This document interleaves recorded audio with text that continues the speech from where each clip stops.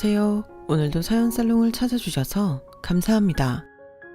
집안 살림과 일을 병행하고 있는 30대 여성이에요.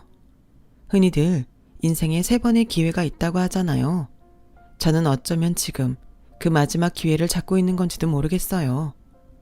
첫 번째 기회는 얼굴도 모르고 살았던 외할아버지를 만난 거였고, 두 번째 기회는 기업의 후원으로 미국 유학을 떠났던 거였어요.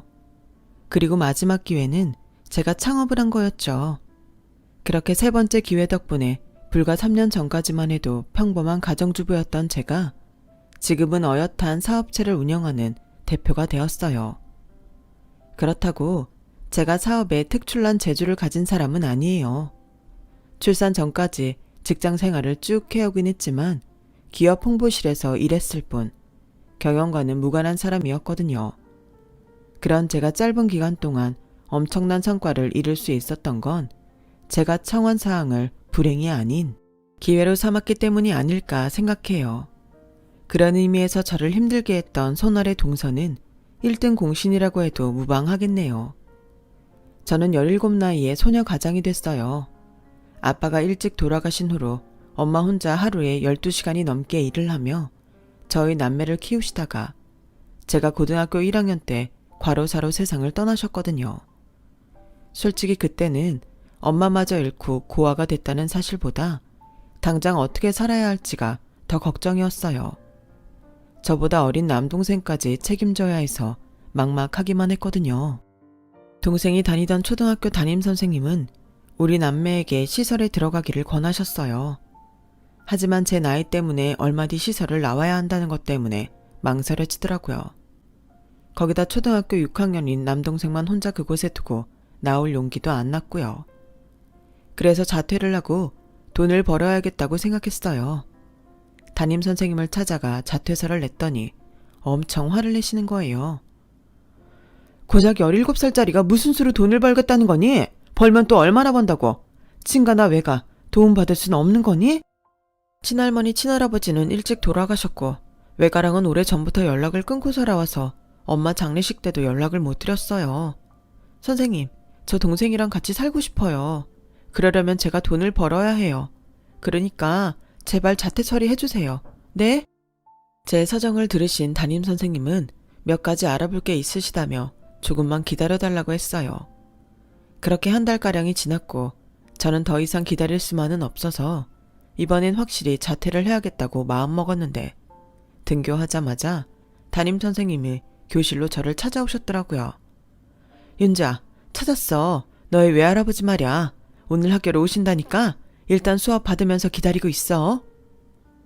제가 태어나기 전부터 저희 부모님은 외가와 연을 끊고 살았던 터라 저랑 동생은 외갓집 식구들 얼굴도 모르고 자랐어요. 그러니 갑작스런 외할아버지의 등장이 얼떨떨하기만 했죠. 수업을 듣는 내내 집중이 되지 않았어요. 하지만 오신다던 외할아버지는 점심시간이 지나고 종례시간이 되도록 오시지 않았어요.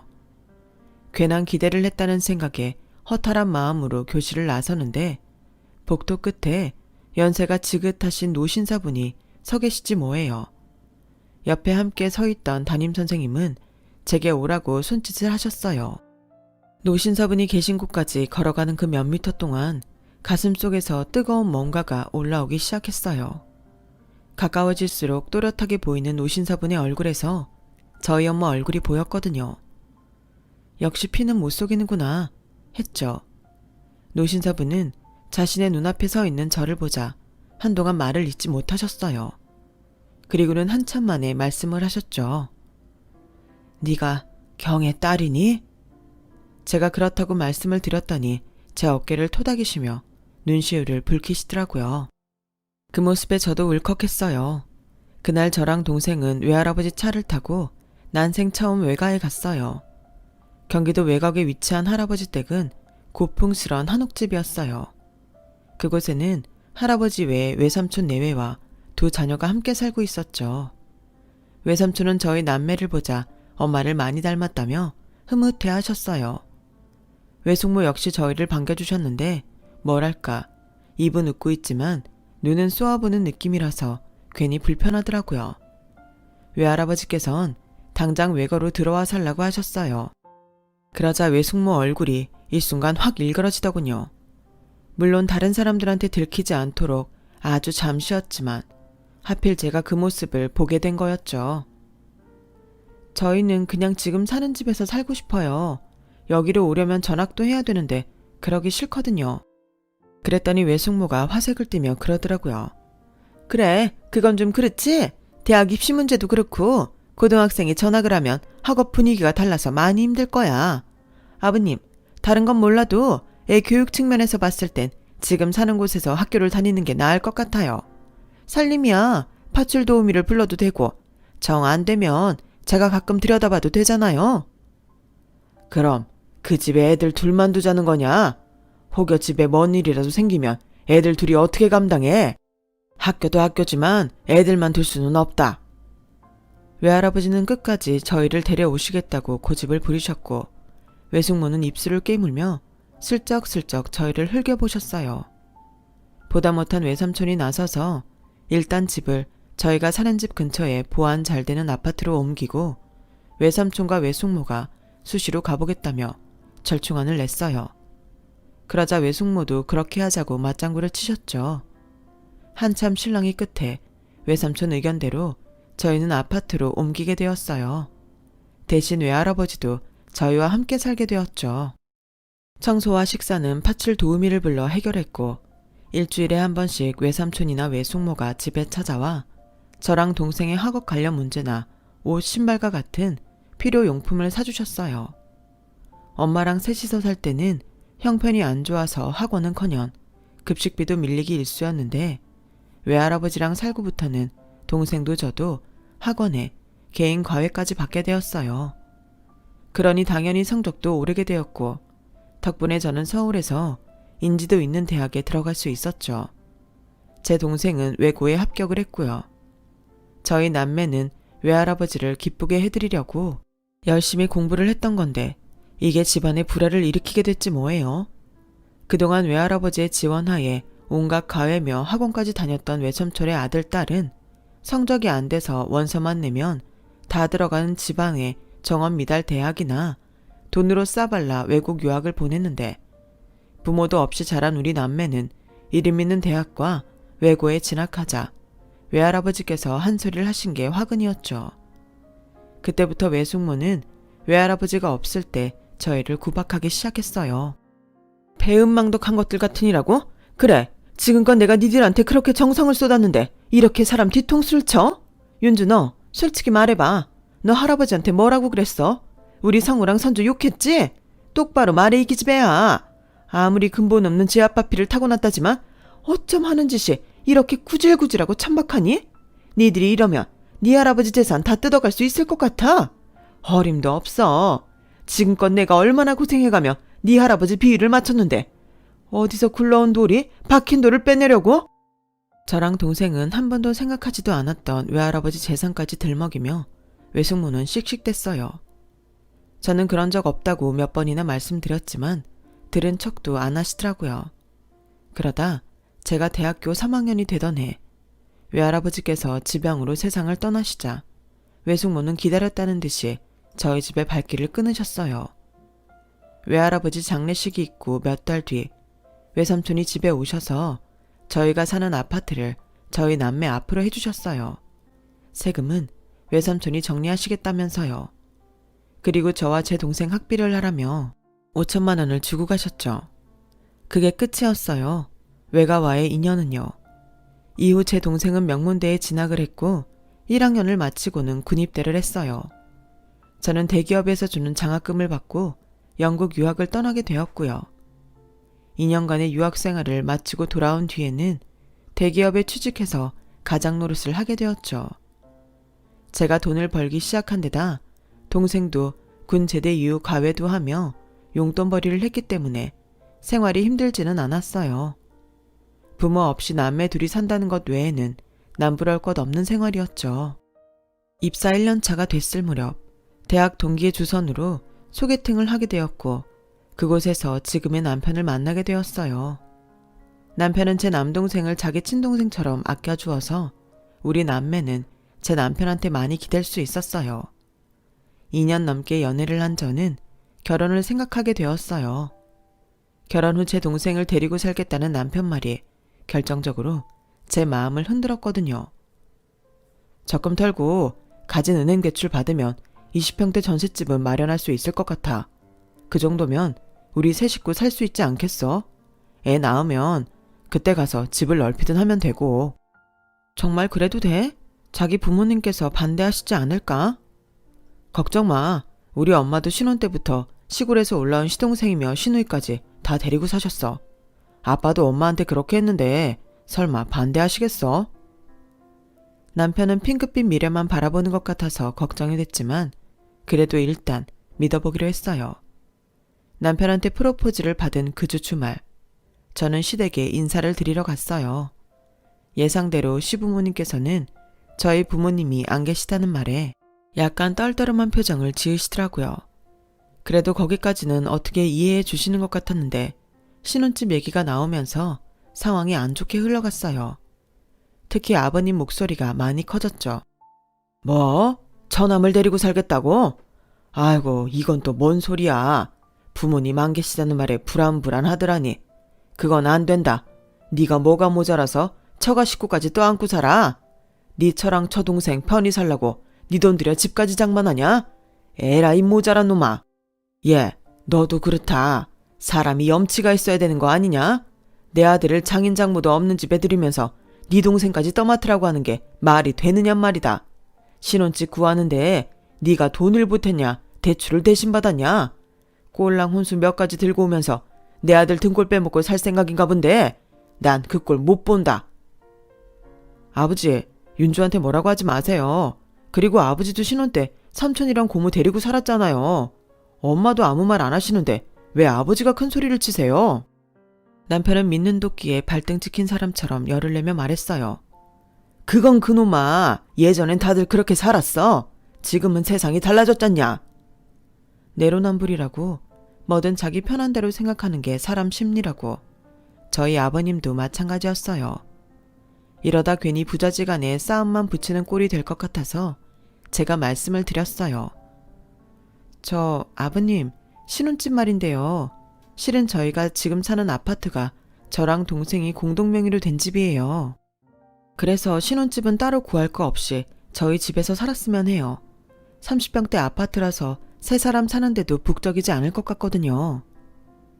지금까지 그 집이 저와 남동생 앞으로 된 자가인지 몰랐던 남편과 시부모님은 벙찐 표정으로 입만 떡 벌리고 있었어요. 방금 전까지 당신 아들 등골 빼먹지 말라고 길길이 뛰던 아버님은 내가 언제 그랬냐는 듯 온화한 표정으로 식기 전에 밥부터 먹자고 하시더군요.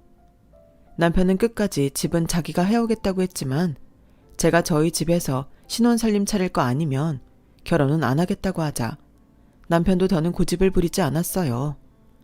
결혼 전에는 친정 부모님이 안 계신다는 이유로 타박을 하셨던 아버님도 막상 결혼을 하고 나니 오히려 제게 친정이 없어서 좋은 점이 더 많다고 하시더군요.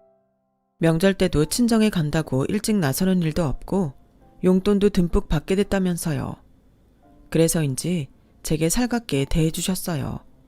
손아래 동서가 들어오기 전까지는요. 동서는 저랑 같은 직장에 다니는 직장 후배였어요. 게다가 제 외사촌이기도 했죠. 어릴 때부터 외국 유학 생활을 하고 있었기 때문에 사진으로만 몇 번 봤던 터라 처음엔 알아보지 못했어요. 상견례 때 외삼촌과 외숙모를 보고서야 동서와 제가 사촌지간이란 걸 알았으니까요. 진작 알았다면 동서한테 시동생을 소개해주지 않았을 거예요. 동서는 회사에서 저랑 그리 친한 사이가 아니었는데 언젠가 회식 장소에서 우연히 제 시동생을 보고는 한눈에 꽂혀버렸어요. 그날 이후 제게 시동생 좀 소개시켜 달라고 어찌나 귀찮게 굴던지 할 수 없이 소개팅을 주선했는데 둘이 인연이었던지 연애한 지 3개월 만에 결혼을 하게 되었어요. 여보, 도련님 말이야. 전에 사귀던 여자친구랑 헤어진 지 얼마 안 됐다고 하지 않았어? 근데 선주 씨랑 만난 지 3개월 만에 결혼한다는 게 좀 이상하지 않아? 처음엔 소개팅도 안 하겠다고 튕기더니 말이야. 그렇게 좋았나? 실은 성우가 비밀로 하라고 했는데 그 결혼 좋아서 하는 거 아니야. 책임감 때문에 하는 거지. 선주 씨가 애를 가졌거든. 양가 부모님들한테는 비밀로 하기로 했으니까 당신도 모른 척해. 그 말을 들으니 그제야 시동생 결혼에 대한 의문이 풀리더라고요. 근데 우리 집 남자들은 처복이 있나? 재수 씨 집에서 신혼집을 해주겠다고 했다나 봐. 강남에 50평대 아파트면 엄청 비쌀 텐데 말이야. 근데 재수 씨도 참 웃기는 사람인 것 같아. 철이 없다고 해야 하나? 글쎄, 상호한테 자기 부모가 벌인 범죄까지 다 털어놨다더라고. 얘기인 즉슨 동선의 할아버지는 사업을 하던 분인데 돌아가실 때 유산을 꽤 많이 남기셨던 모양이에요. 그걸 독차지하려고 사부인이 시아버지 유언장까지 고쳐선 유산을 독차지했다고 하더라고요. 사촌한테 가야 할 돈까지 죄다 빼돌려서 차지했다고 성우한테 자랑처럼 얘기하더래. 재수씨도 참 그런 얘기를 하고 싶을까? 그때는 그냥 지나가는 말로 흘려들었는데 이게 나와 관련된 이야기일 줄은 상견례장에 가기 전까지 꿈에도 몰랐어요. 남편과 함께 상견례장에 들어갔는데 그 자리에 외삼촌 내외가 나란히 앉아서 얼마나 놀랐던지 저를 본 두 내외는 귀신을 본 것처럼 얼굴이 하얗게 질려버렸죠. 자신들이 유산을 빼돌리고 내쫓은 조카가 눈앞에 나타났으니 왜 안 놀랐겠어요. 얼굴을 마주하니 괘씸한 마음이 든 것도 사실이었지만 그렇다고 이제 와서 유산을 찾겠다는 생각은 없었어요. 어찌됐던 한때 우리 남매를 돌봐주신 분들이기도 하고 저희 앞으로 아파트 한 채는 남겨줬던 사람들이니까요. 상견례 내내 두 분이 어찌나 제 눈치를 보시던지 도저히 그 자리에선 아는 척을 할 수 없었어요. 그래서 모른 채 하고 있었는데 도둑이 제발 저린다고 상견례를 마치자 외숙모가 저를 따로 부르더군요. 윤주야, 내가 이런 말하기 좀 미안하지만 네 시댁 어른들한테는 우리 사이 비밀로 해주면 안 되겠니? 이 결혼 정말 어렵게 하는 거야. 너도 알다시피 선주가 네 시동생을 좀 좋아하니? 어릴 때부터 지가 원하는 거 손에 못 넣으면 안 달라는 앤데 이 결혼 깨지면 우리 선주 죽는다? 예정을 생각해서라도 제발 부탁한다. 비록 저희 남매한테 살갑게 대해주지는 않았지만 그래도 한때나마 저희를 걷어주신 분의 부탁이라 거절할 수 없었어요. 딱히 집안에 분란을 일으킬 생각도 없었고요. 그래서 그냥 지금처럼 모르는 사이로 살기로 했어요. 동서는 사실 직장 동료로도 별로고 인간적으로도 호감이 안 가는 사람이었어요. 사람이 애교도 많고 얼굴도 예쁜데 부잣집 외동딸이라 사랑을 독차지하고 살아서 늘 자기가 주목받아야 직성이 풀리는 사람이었죠.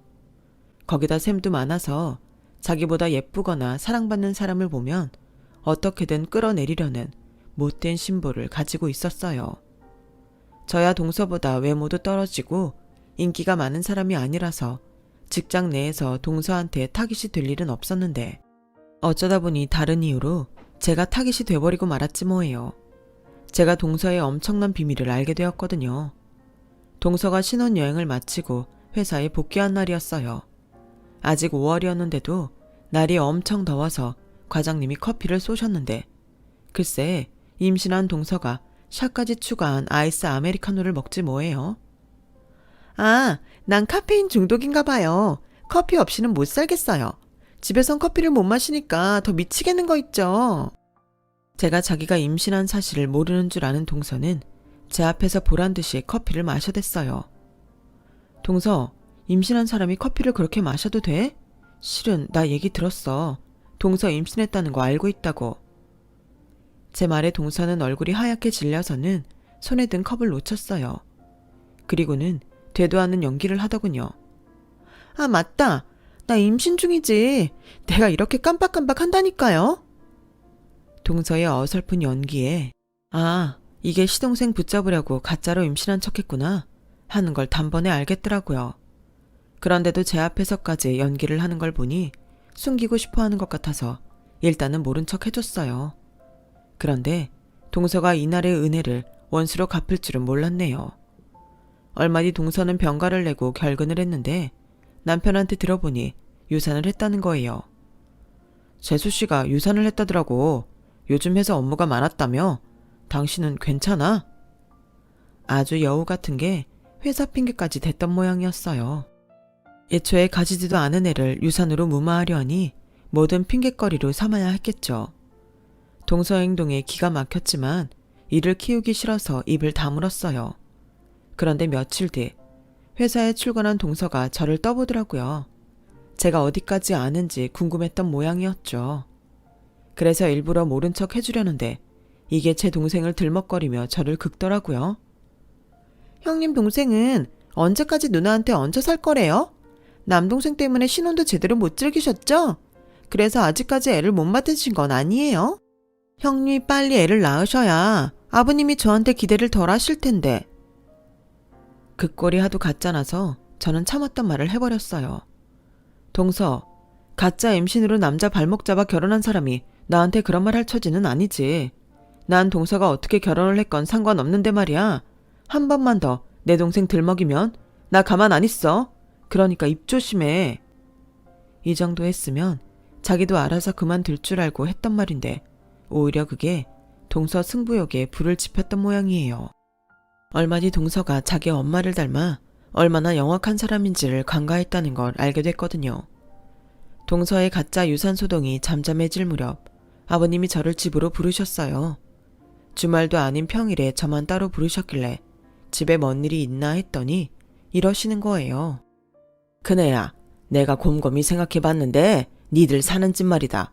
그거 우리 성훈이 앞으로 해주면 안 되겠니? 아무리 생각해도 걱정이 돼서 말이야. 혹시 모르잖냐?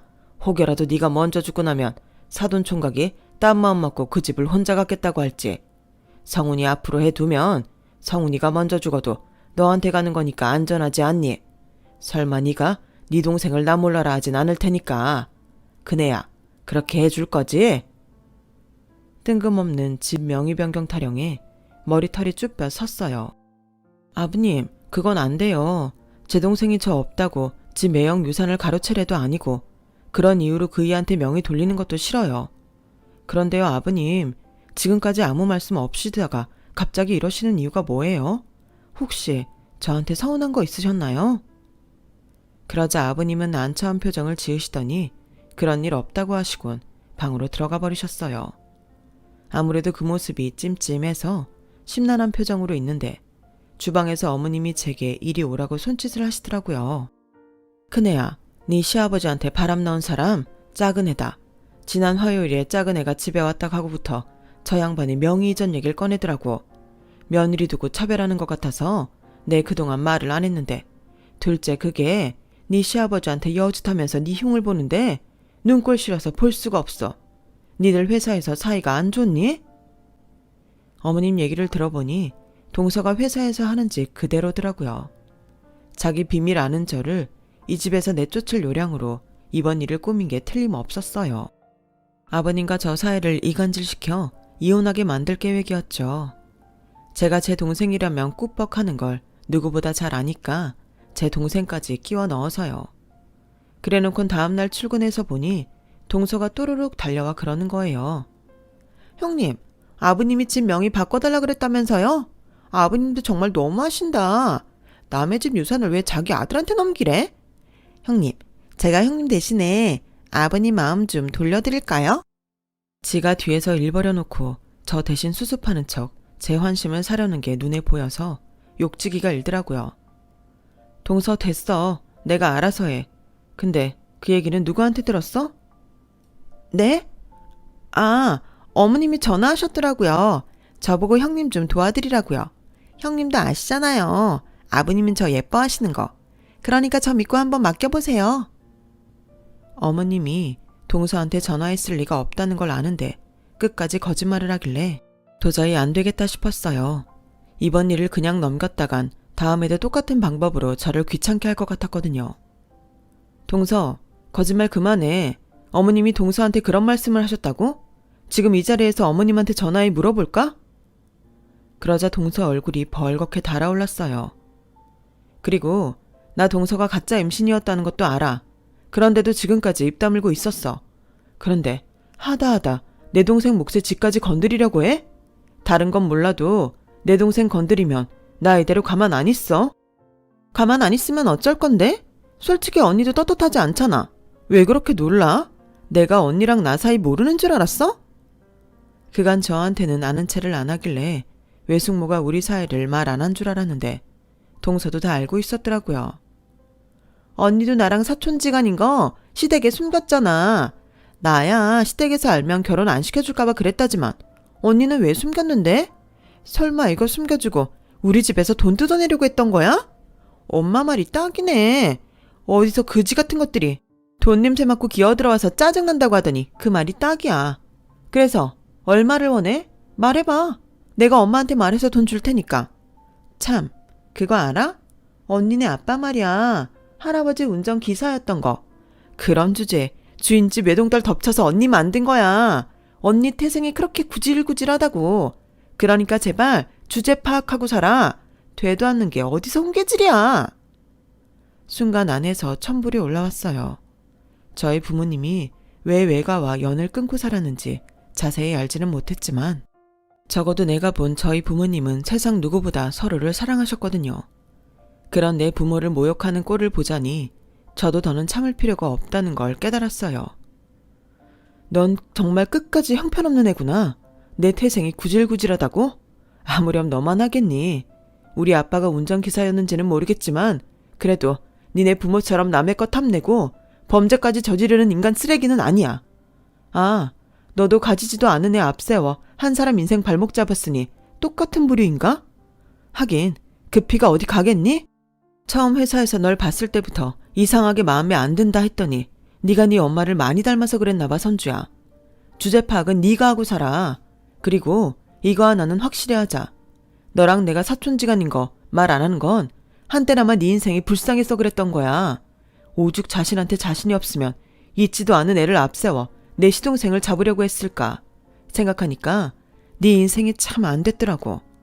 돈 있는 부모 만나 부족함 없이 자랐을 텐데 그런 짓까지 하고 결혼을 하다니 같은 여자로서 어찌나 가엾던지 말이야. 그러니까 내 앞에서 센 척 그만하고 네가 싼 똥이나 치우고 살아. 알겠니? 제 말에 동서는 거품을 물고 악을 써댔어요. 그 바람에 사무실 사람들이 달려왔고 그날 이후 동서는 출근을 하지 않았어요. 그날 밤 저는 남편한테 모든 사실을 솔직히 털어놓았어요. 나와 동서의 관계는 물론 동서의 가짜 임신까지 모조리요. 제 이야기를 들은 남편은 좀 놀라기는 했지만 어차피 시동생 결혼 후에 가짜 임신 사실을 안 거라서 두 사람 결혼이 제 탓은 아니라고 말해주더군요. 그리고 지금이라도 안 늦었으니 유산을 찾기 위한 소송을 진행하자고 했어요. 남편을 따라 변호사 사무실을 찾아갔더니 다행히 유산에 대한 사실을 안 게 1년이 안 됐고 상속이 개시된 시점부터 10년이 안 돼서 소송을 진행할 수 있겠다고 하더군요. 거기다 외숙모가 유언장에 손을 댄 사실을 밝혀내며 추가 소송도 가능하다고요. 그래서 소송을 진행하게 되었어요. 얼마 뒤 소장을 받은 외삼촌 내외가 저희 집으로 찾아왔더라고요. 처음엔 저를 달래며 저희 남매 몫의 유산을 돌려줄 테니 소송을 취하해달라고 부탁하다가 제가 거절하자 협박을 하더라고요. 내가 유언장에 손댔다는 증거 있어? 네가 법에 대해 잘 모르는 모양인데 우리나라는 법정 증거주의를 따른다고. 증거가 없으면 사람을 죽여도 무죄야. 별것도 아닌 게 어디서 설쳐? 아, 그러세요. 좋으시겠네요. 죄는 지었는데 증거가 없어서.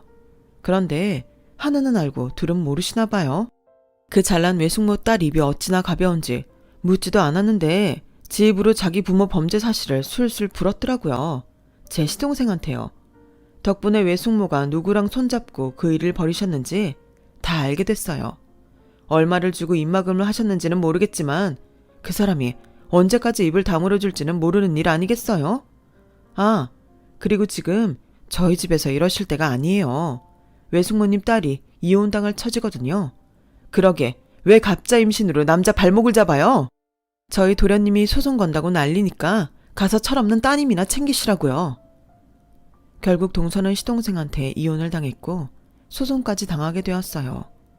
저 역시 외삼촌 내외를 상대로 소송 중이고요. 소송을 시작한 지 몇 년이 지났는데도 아직 판결이 나지 않았거든요. 그 사이 저는 출산을 했어요.